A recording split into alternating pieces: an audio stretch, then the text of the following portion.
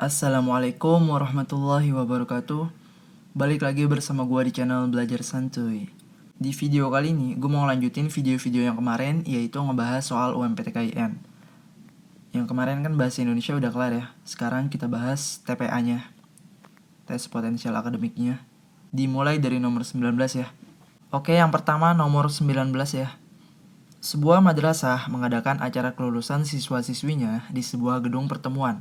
Ada 750 tamu yang hadir, dan 450 tamunya adalah perempuan. Setengah dari tamu perempuan dan seperempat dari tamu laki-laki berumur kurang dari 35 tahun. Bila panitia hendak memberikan door prize pada satu orang tamu, berapa peluang terpilihnya tamu yang usianya kurang dari 35 tahun? Nah, ini merupakan soal peluang ya, karena yang diminta itu adalah berapa peluang. Jadi ini adalah soal peluang. Nah, diketahui ada 750 tamu yang hadir. 750 ya. 750 dan 4,5-nya atau 450-nya adalah perempuan. Dari 750 nih, 450-nya itu adalah perempuan ya. Ini gue inisialin aja P ya, perempuan. Berarti laki-lakinya berapa? Laki-lakinya kan berarti 750 dikurang 450 ya. Berarti laki-lakinya itu adalah 300 nih. 300 laki-laki L ya, laki-laki. Nah, ada info lagi nih. Setengah dari tamu perempuan dan seperempat dari tamu laki-laki berumur kurang dari 35 tahun. Setengah dari tamu perempuan ya. Berarti ini setengah kan 1/2 kan. Setengah dari 4,5. Setengah dari 4,5 berapa? 225 ya.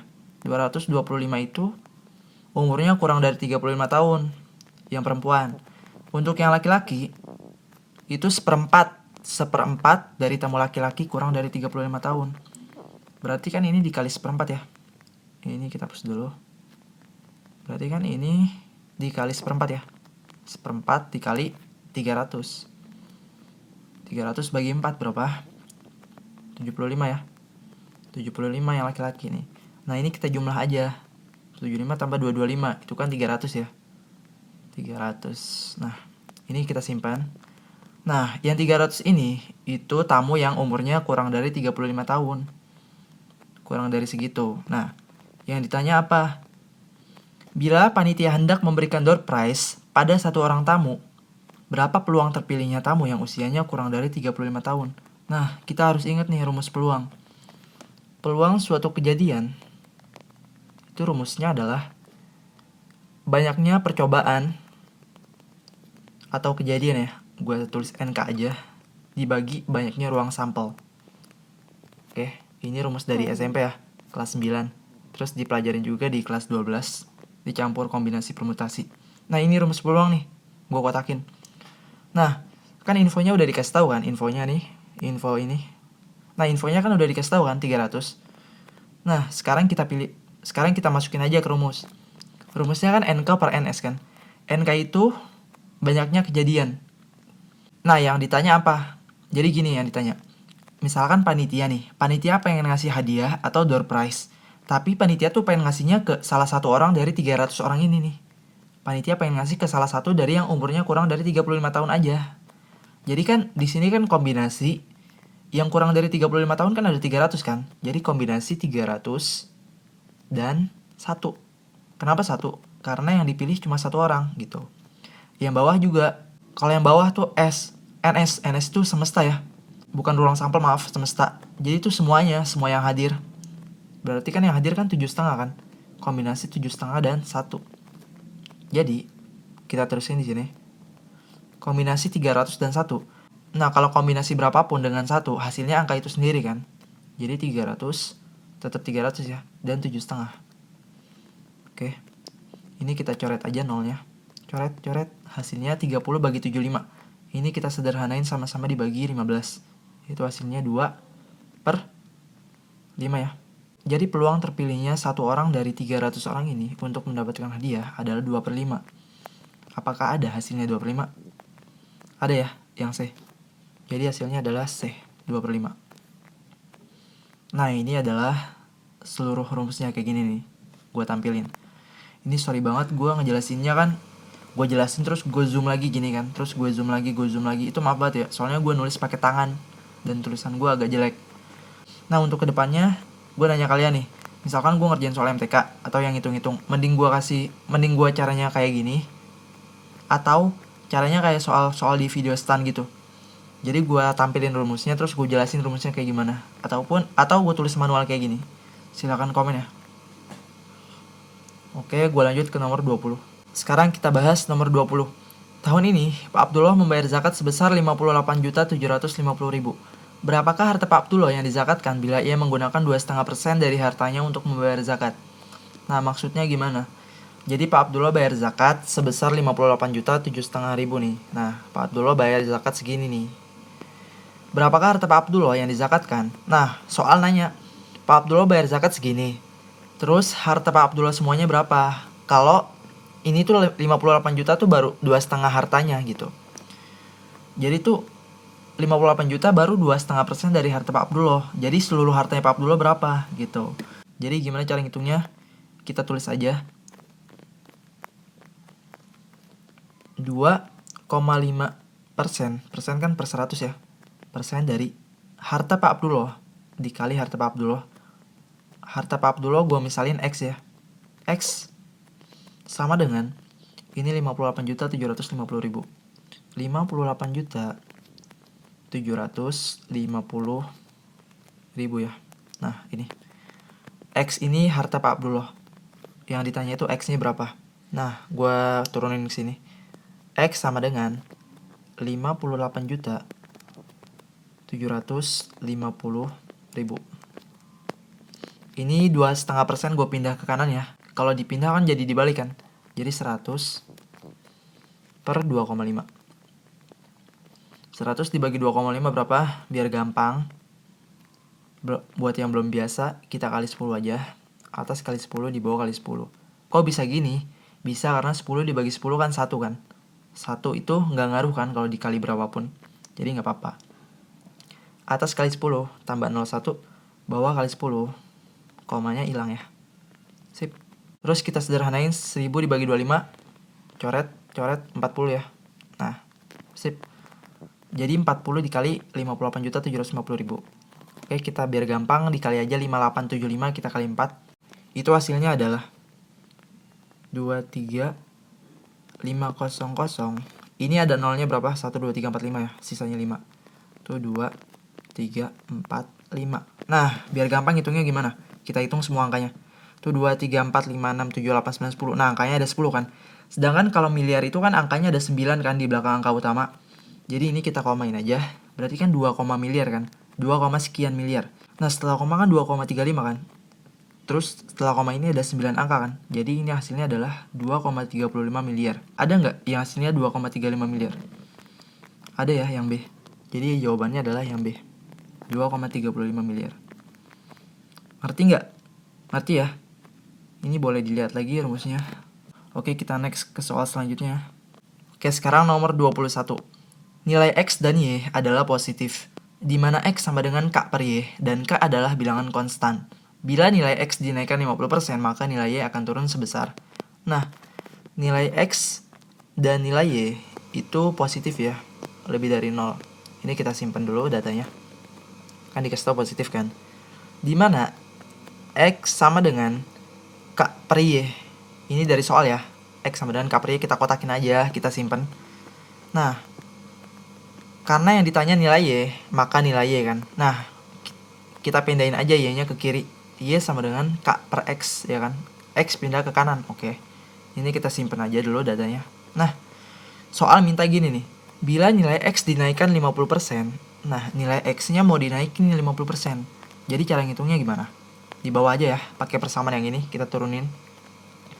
Jadi nilai X itu kan dinaikkan 50% kan, berarti X ditambah 50 per 100. 50 per 100 X. Nah, gini. X itu tadi berapa? K per Y kan? Tulis lagi.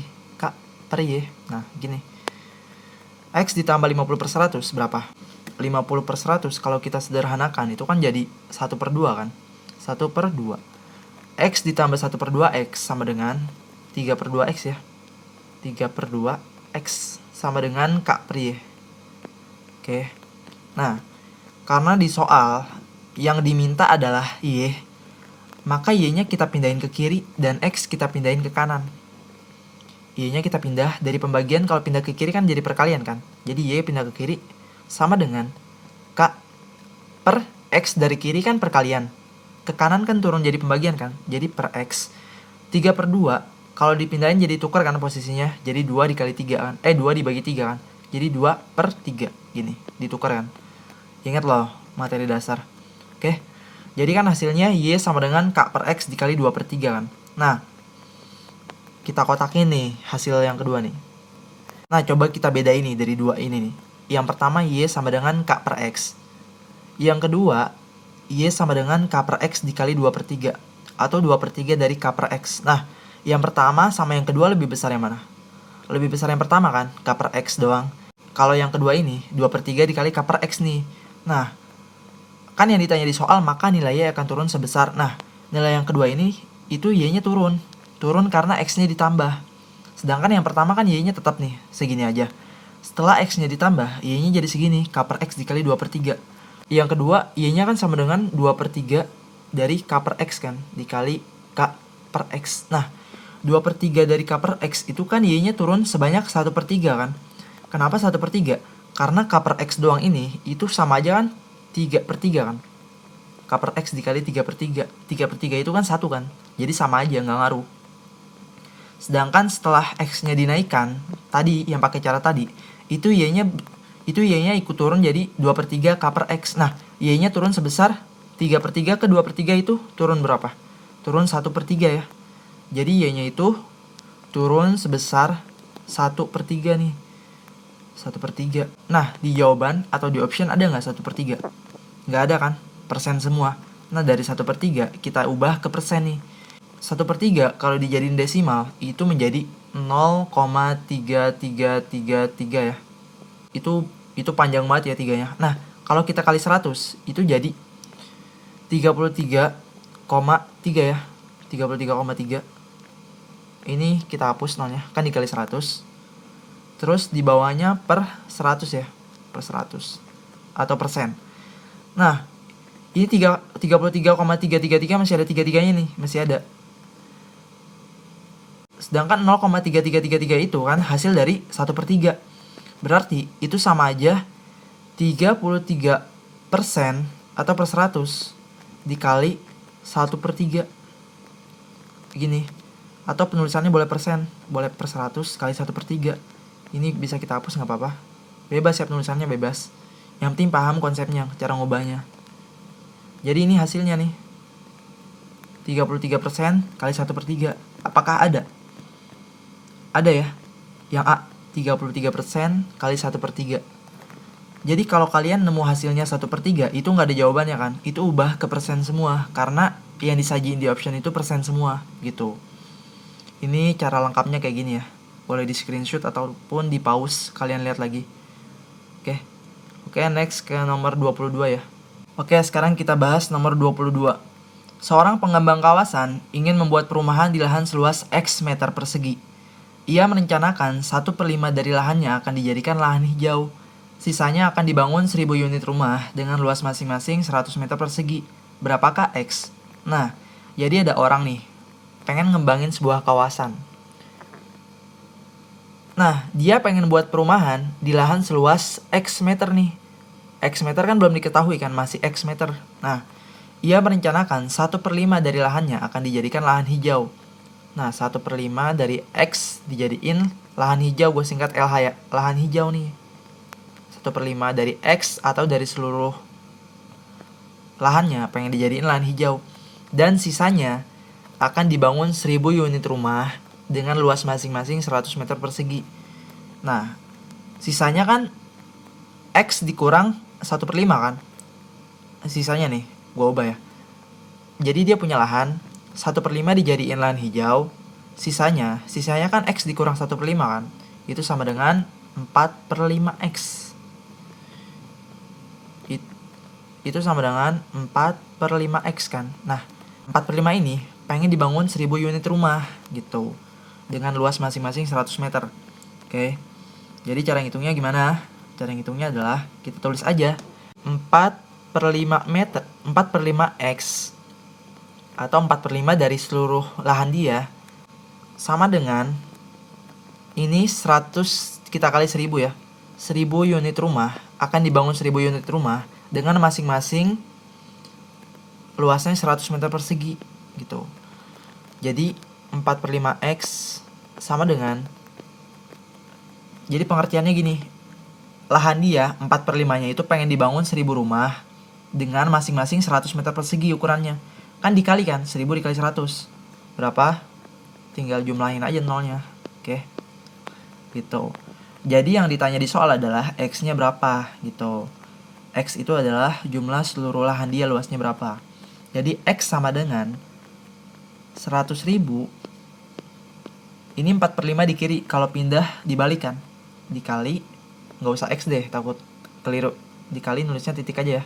Dikali 5/4 nih. Nah gini. Nah ini kita sederhanain 100 dan 4. 100 kita bagi 4, hasilnya 25 ya. 25. 4 habis. Nah 25.000 kita kali 5. X sama dengan 25.000 kali 5 berapa? 125.000. Jadi luas lahan dia seluas 125.000 meter persegi. Apakah ada? Ada ya yang C. Oke, paham nggak? Paham ya? Gini doang kok. Nah, silakan di pause kalau mau lihat seluruhnya. Oke, kita next. Oke, sekarang kita bahas nomor 23 ya. Nilai rata-rata ulangan bahasa Inggris 40 siswa di suatu kelas adalah 7,8. Setelah ada satu orang siswa baru yang masuk dan mengikuti ulangan, nilai rata-rata ulangan bahasa Inggris di kelas tersebut menjadi 7,85. Nilai ulangan bahasa Inggris siswa baru adalah, nah ini materi statistika ya, materi rata-rata, tepatnya rata-rata gabungan. Kenapa? Jadi yang pertama gini, di soal diketahui bahwa ada siswa nih, siswa N, banyak siswa N aja ya, N1, gue tulis N1. Jadi di suatu kelas ada siswa sebanyak 40 nih. Nah 40. Nah rata-ratanya dari 40 siswa ini, rata-ratanya X1 ya, X bar 1 itu rata-ratanya 7,8 nih. Dari 40 orang rata-rata nilainya tuh 7,8. Nah terus ada orang nih, orang baru masuk ke kelas itu, entah dia baru pindahan atau gimana. Terus dia ulangan bahasa Inggris, dia ikut nih. Nah terus rata-rata gabungannya atau rata-rata kedua, kita tulis X gabungan aja. Terus rata-ratanya pas dia ikut ulangan berubah nih, berubah jadi 7,85. Nah terus kan orang pertama di kelas itu kan ada 40 kan, pertamanya kan ada 40 orang. Terus pas dia masuk kan berubah kan, nambah satu orang kan, nambah satu orang nih, N2 nya 1 gitu. Jadi yang ditanya adalah nilai ulangan bahasa Inggris siswa baru berapa. Jadi ada 40 orang di kelas, nilai rata-ratanya 7,8. Terus pas satu orang masuk, nilai rata-ratanya berubah nih 7,85. Yang ditanya, orang baru tersebut nilainya berapa? Kok bisa ngubah nilai rata-rata gitu. Ini data yang udah kita punya ya. Kita kotakin aja nih. Pakai apa ya? Pakai yang biru deh. Kita kotakin aja yang udah punya. Sip. Kita hitung di sini.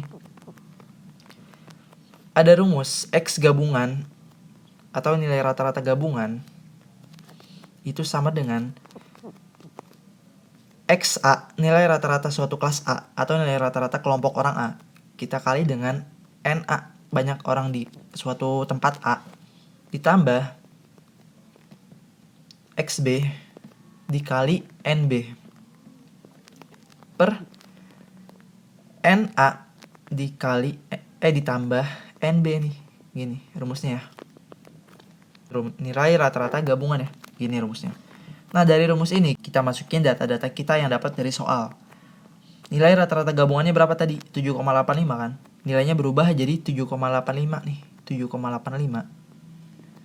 Itu didapat dari nilai rata-rata awal sebelum siswa baru masuk berapa? 7,8 kan. Oke 7,8 nih. Dikali banyak siswanya berapa? 40 kan pertamanya. 40 ditambah siswa baru nilainya berapa? Nah nilai siswa baru kan XB, itu yang kita cari kan, XB nilai siswa baru, dan NB nih. NB itu siswa yang baru ada berapa? Ada 1. Oke. Dibagi siswa yang lama di kelas tersebut ditambah siswa yang baru masuk 1. Jadi 41 kan? Ini langsung aja. Jadi 7,85. 7,8 kita kali 40 itu hasilnya 312 ya. Ditambah XB kali 1 tetap XB ya. Karena suatu apapun dikali 1 hasilnya tetap itu sendiri. Nah 40 plus 1 jadi 41 ya. Ini pembagian pindah ke kiri. Jadi perkalian ya. 7,85 kali 41 yaitu hasilnya 32 1,85 sama dengan ini tetap nih 312 ditambah nilai orang yang baru itu gitu. Karena yang ditanya nilai orang baru, maka XB sama dengan ini pindah ke kiri nih.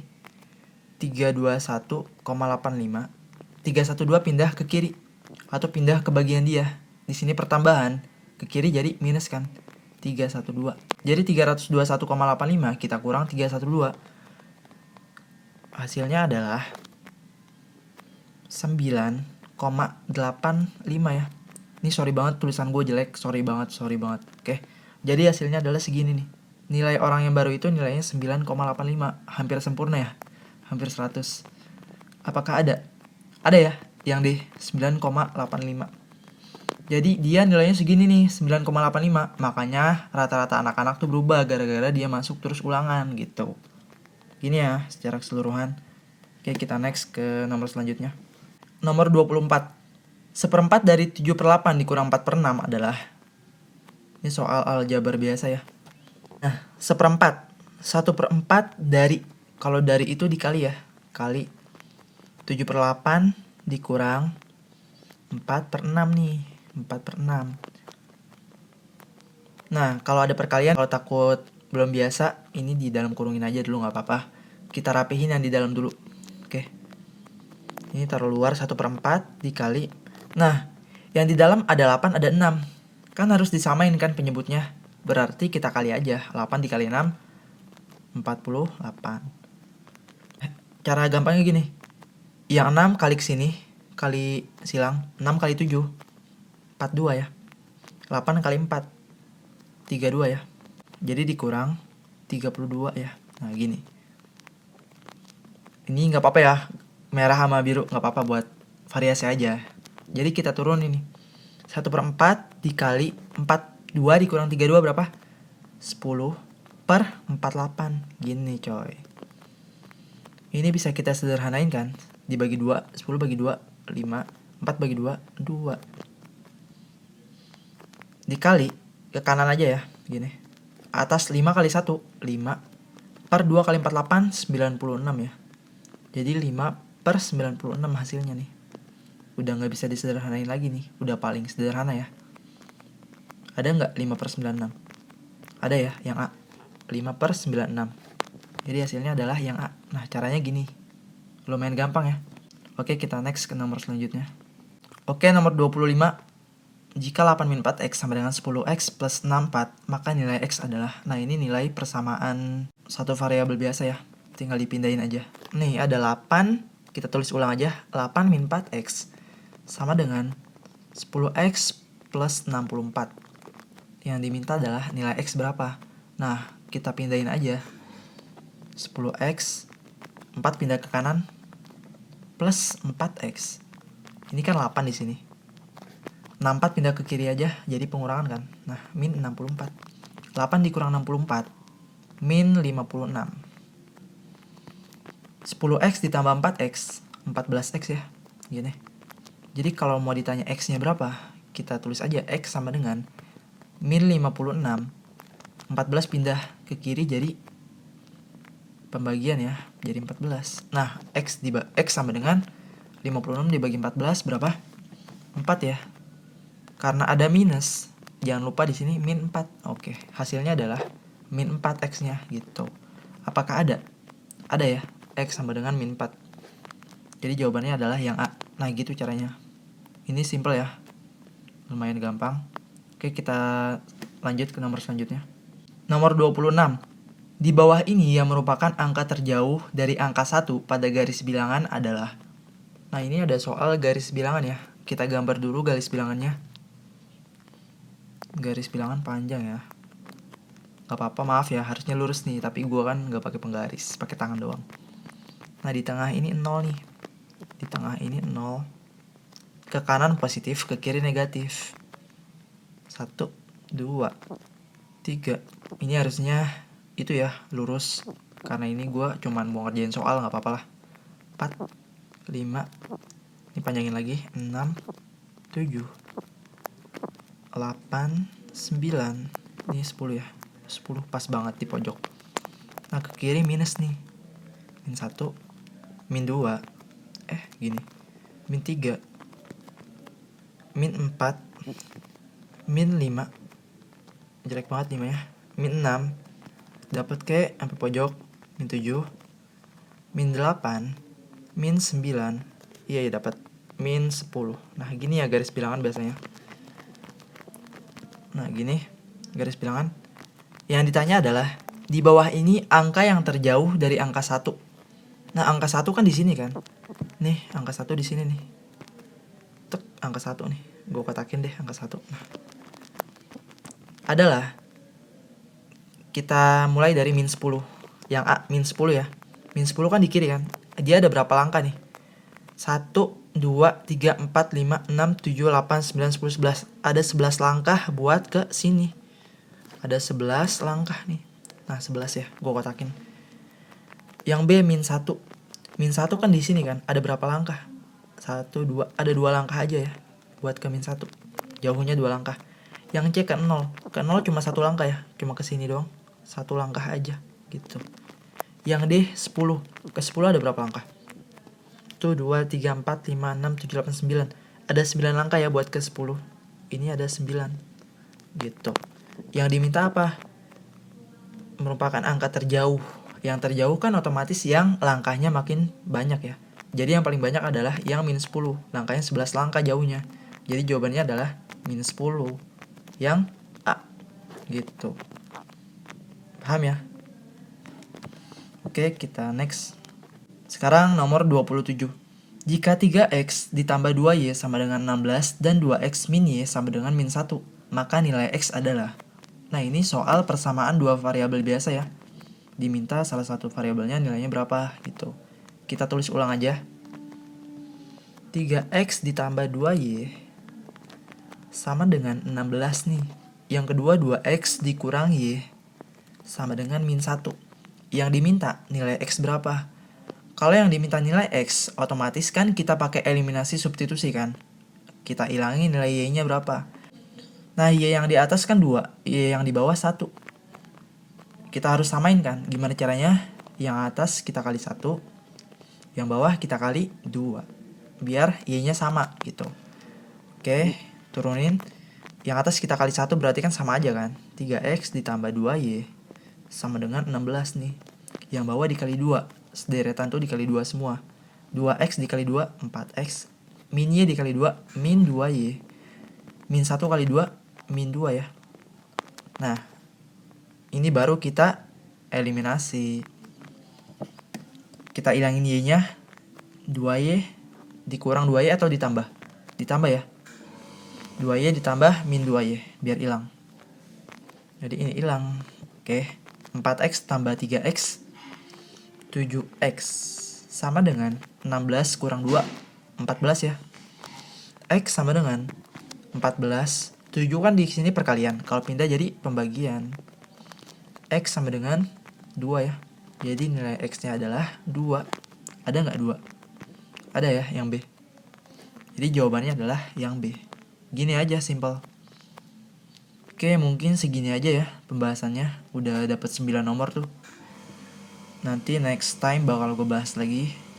TPA gue rapihin, terus bahasa Arab, bahasa Inggris, keagamaan, dan matematika dasar, insya Allah. Oke, cukup sekian. Semoga bermanfaat buat kalian semua. Jangan lupa di like, komen, dan subscribe channel gue. Semoga bermanfaat buat kalian. Kalau emang bingung atau nggak ngerti nih, komen aja di bawah. Nanti gue jelasin insya Allah. Oke, see you on the next video. Santuy.